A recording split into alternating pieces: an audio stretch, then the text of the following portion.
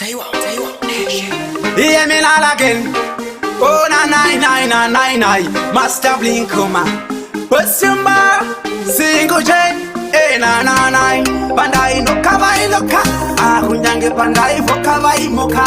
Jaja kondi bakari hanloka, na budira kumberi kwa washabe kuwashoka sakai nini. Dini musoro wechitima, pamwenda kava kama torokisi. Bagada kundi andareta, do wapetera mukati kunge masokisi.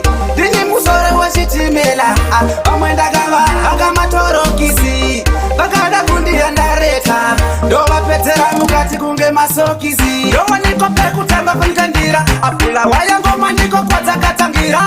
Ona taira kose info maungira, baindi chairira na siva so chaira saka. Do wapapa silini kumbeso wazore, bashimbo bata kumeso shimbo andizore. Kuti ndishike pari nazisandi nyore, dadone za chingungu nengu kutanga kwe kore. Ni musoro wechitima, pamwenda kava kama torokisi. Bagada kundi andareta, do wapetera mukati kunge masokisi.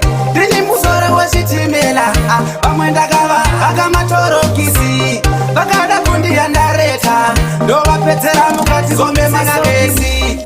Pandai no kawa iloka, kunyange pandai vokava imoka. Jaja kondi bakari anloka, na budira kumberi kwa washobe kuwashoka.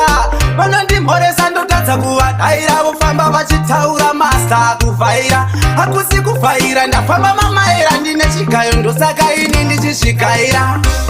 Dini musoro wechitima, pamwenda kava kama torokisi. Bagada kundi andareta, do wapetera mukati kunge masokisi. Dini musoro wechitimela, pamwenda kava kama torokisi. Bagada kundi andareta, do wapetera mukati kunge masokisi. Do waniko peku tamba kunkandira, apula waya ngoma niko kwa zakatangira. Ona taira kose info maungira, baindi chairira na siva so chaira saka. Do wapapa silini kumeso wazore, bashimbo bata kumeso shimbo andizore.